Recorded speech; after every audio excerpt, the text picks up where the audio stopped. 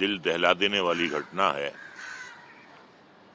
ताज्जुब की बात यह है कि जिस बिल्डिंग में वो रहते हैं वहाँ सिक्योरिटी बहुत ही सक्षम है। 3-4 लेयर की सिक्योरिटी है, जहां आपको रजिस्टर पे साइन करने होते हैं, आपको अपना मोबाइल नंबर लिखना होता है, आपको हस्ताक्षर करने होते हैं और सीसीटीवी कैमरास भी लगे हुए हैं। और क्योंकि एक सेलिब्रिटी का घर है तो सुरक्षा तो उसकी भी अपनी होगी अपने घर में। इन तमाम सुरक्षाओं के बावजूद वो हमलावर कैसे पहुंचा फ्लैट के अंदर?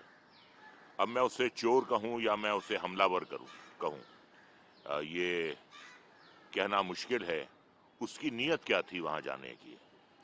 वो सिर्फ चोरी करना चाहता था या उसका इरादा हमला करने का था, और वो भी जानलेवा हमला करने का था?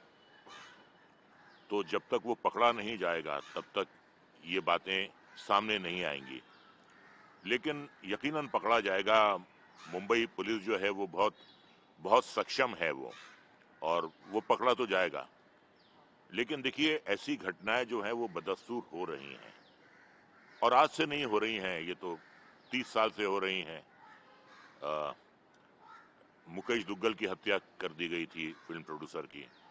राजीव राय पर हमला हुआ था। राकेश रोशन पे गोली चली थी। और ये फिरौतियों की जो मांग है ये चलती रहती है, लेकिन कई बातें जो हैं वो पब्लिक हो नहीं पाती हैं कि फिल्म वाले कॉम्प्रोमाइज कर लेते हैं। बेचारे क्या करेंगे? अगर मन की शांति नहीं है, अगर आपको जान का खतरा है, तो आप उसकी खरीदारी करते हैं, आप शांति को खरीदते हैं। पुलिस तक बात ना पहुंचे, पुलिस तक बात पहुंचती है तो और भी खतरा होता है। ये सिलसिला है, चलता आ रहा है, और कब तक चलेगा ये कहना मुश्किल है। लेकिन बहुत ही बात जो है ये गंभीर है। उसका इरादा अगर सिर्फ चोरी करने का होता, चोर जो होता है वो तो बहुत ही उसका छोटा दिल होता है, चूहे जैसा दिल होता है। उसका मकसद चोरी करके भागना होता है, पकड़े जाना नहीं होता। और अगर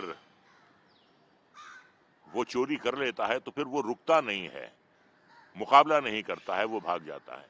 लेकिन जिस तरीके से मुकाबला किया गया, जिस तरीके से 6 चाकू के वार किए गए, जिस तरीके से उसकी स्पाइन तक घाव पहुंचे हैं, तो ये भी हो सकता है कि उसका इरादा जो है वो हत्या का हो।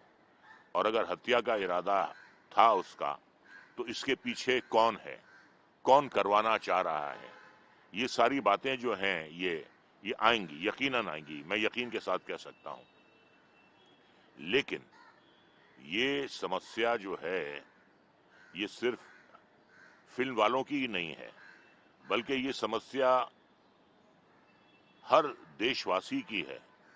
उसे सुरक्षा चाहिए, उसे ऐसी घटनाएं नहीं चाहिए जहां उसे अपनी जान का खतरा हो या अपने परिवार के सदस्यों की जान का खतरा हो। इस समस्या का जो है समाधान निकलना चाहिए। और सैफ जवान है अभी, वो इस इस हमले से बच गए, इस जानलेवा हमले से बच गए, लेकिन शायद कोई दूसरा होता तो ना बच पाता। तो सवाल ये है कि ये सिर्फ चोरी थी, या चोरी के पीछे जान लेने के इरादे से वो चोर इनके घर में दाखिल हुआ था, और दाखिल हुआ था तो कैसे हुआ था, किस तरीके से दाखिल हुआ था? हर घर में ग्रिल्स लगी होती हैं जहां बच्चे होते हैं, और हर जो दरवाजा होता है उसमें कई लॉक्स लगे रहते हैं, सीसीटीवी होता है।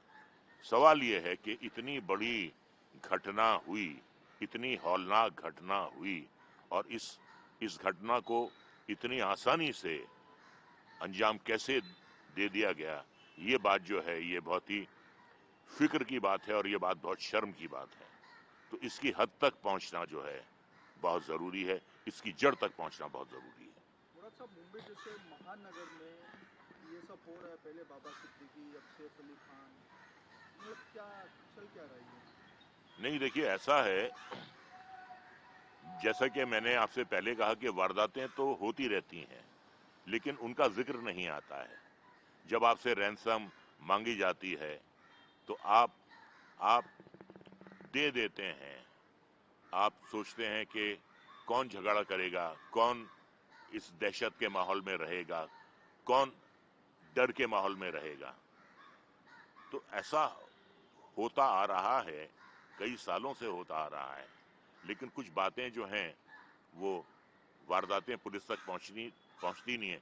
लेकिन जहां गोली चल जाती है, जहां कोई घर में घुसकर